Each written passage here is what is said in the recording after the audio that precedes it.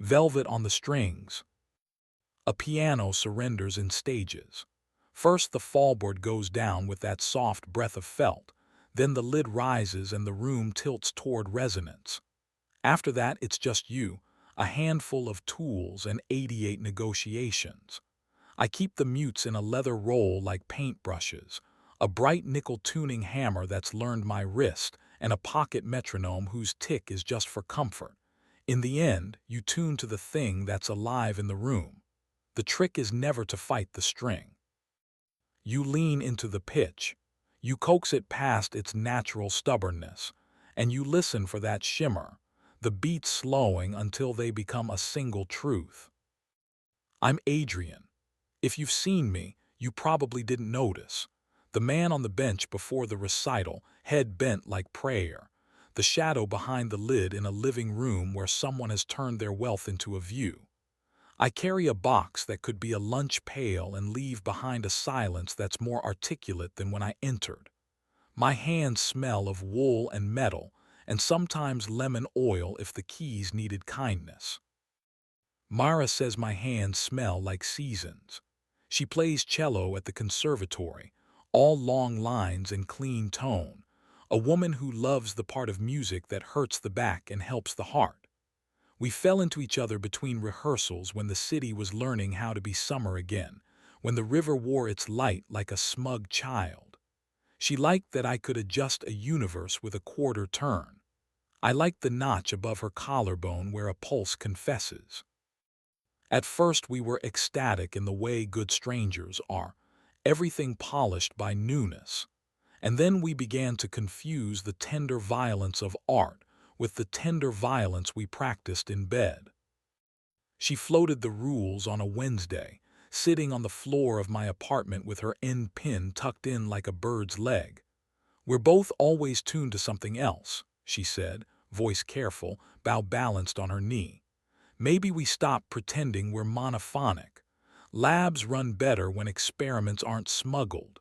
She smiled, which is how she softens an equation before asking you to solve it.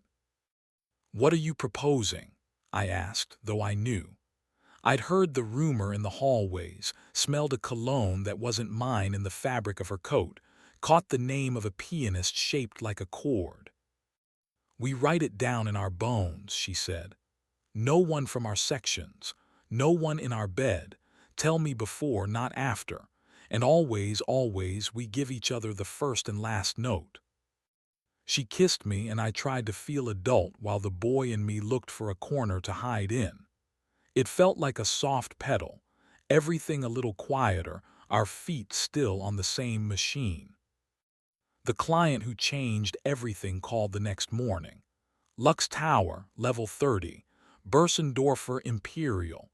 The bass is muddy and my wife is rehearsing for a party she says is unavoidable." The voice belonged to a man who says things that happen. He texted a code and a tip in the same message, both excessive. The elevator made a sermon of steel. The penthouse looked poured rather than built. Stone that wouldn't take fingerprints, glass that had decided privacy was for people with less money. The piano sat by the window like a black ship, lit at full stick, soundboard flashing its blonde inside. A woman was standing at the keys in bare feet, her hair pinned high, the satin toe of one foot tracing nothing in particular on the polished floor. She didn't startle. She looked at me like a chord looks at a single note. "Your husband sent me," I said, which made things less true than they were. "He sends everyone," she replied, hand on the bass notes without pressing. "I'm Sabine." She said it like she was saving me time. The low register was a swamp. Too much hammer voicing, dampers kissing where they should have landed. I slid mutes between the strings, called out a unison that had tried to die, and felt the big instrument's mood shift from sullen to attentive. "You've got a magnificent beast," I said. "She came with the view," Sabine said, watching me the way a cat watches a bird that has no sense of glass. "But she only likes to be played at night." "You and me both," I said. She didn't smile exactly. She allowed her mouth to consider the possibility. I found the note that had been lying about itself, A in the third octave, always a social climber, and leaned on it until it behaved. Sabine sat on the bench beside me, close enough that our knees learned each other. Up close she smelled like bergamot under smoke, a cologne that didn't apologize for being a choice. I like a piano better when it's being worked on, she said softly. It's like a promise, like a throat clearing. Promises are easiest before they're made, I said. She studied my hands as I turned the hammer, as if the angle of my wrist wrote something in a language she recognized. Her husband, Matteo, arrived an hour later, dropping a kiss on the crown of her head the way you check a coat, his phone already apologizing on his behalf from his pocket.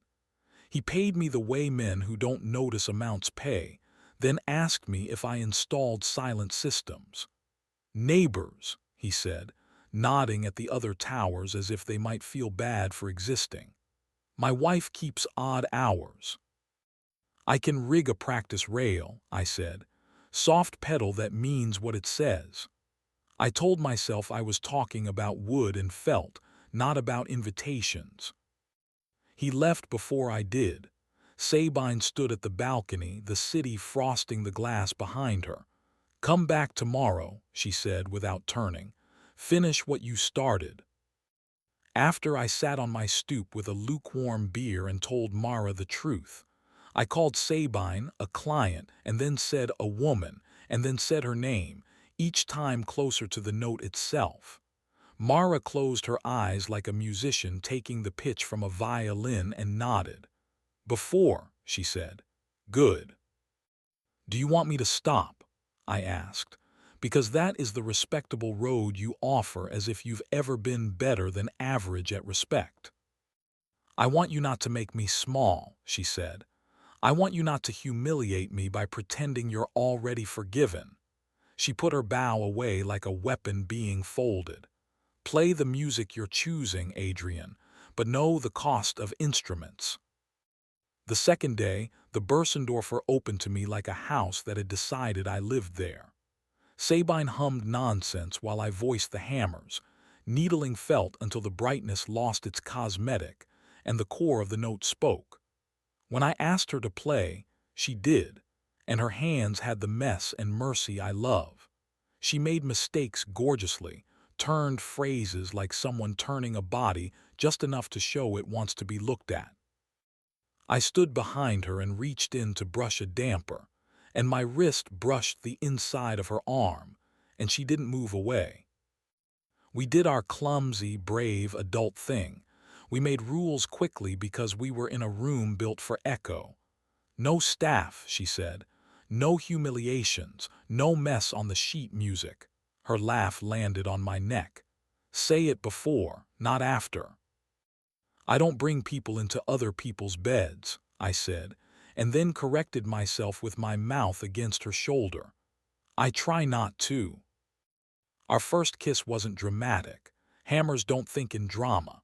I had a mute between my fingers and she had a ribbon in hers, and I put the mute down and she let the ribbon fall. The city was a rumor in the glass. Her mouth fit mine the way a sensitive unison does, at once then more so. She tasted of cold tea and something green. The edge of the piano dug into my hip. The ache made honesty easier. I will not write us like a manual. I will tell you she made that small, surprised sound when my hand found the small of her back, and I learned how to tune to it.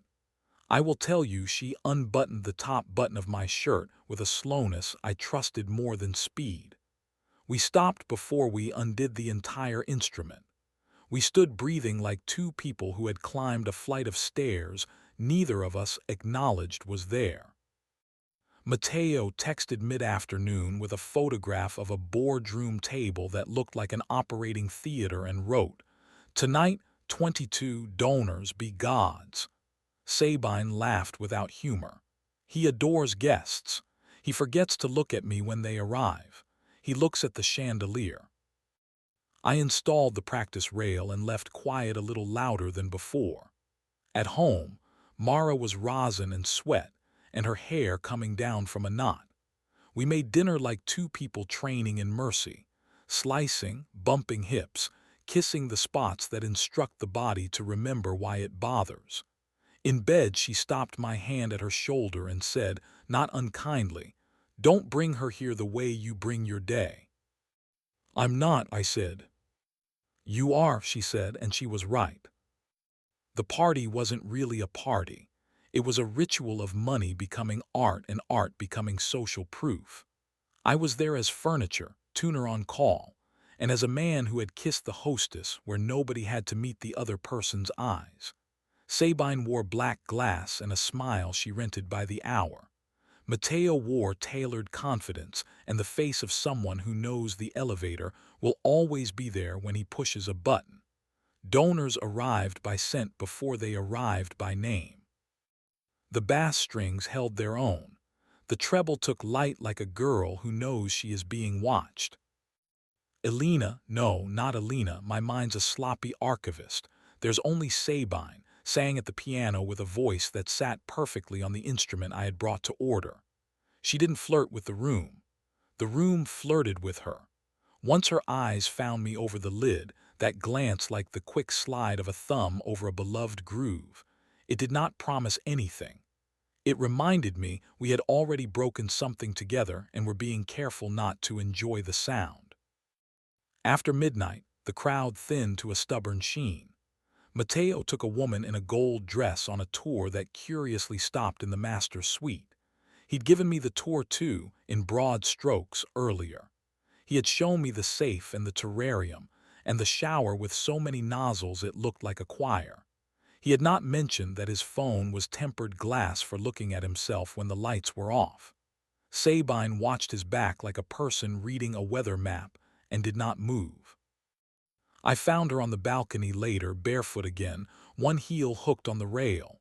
The air smelled of the river winding its cool around stupid money. "Did you play?" I asked, as if I hadn't watched her do it. "I played pretending," she said. "I'm virtuosic."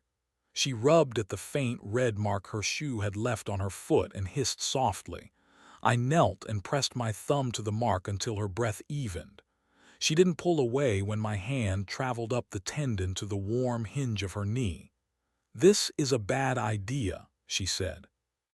"I've tuned worse," I said. She laughed, then stopped herself, and the stopping hurt more than the laughter would have. "No humiliations," she reminded me, like a metronome placed on a table between us. "Then come away," I said. "Not tonight if tonight commits a crime in front of cameras, but come away." She shook her head once, eyes not leaving mine. "And go where?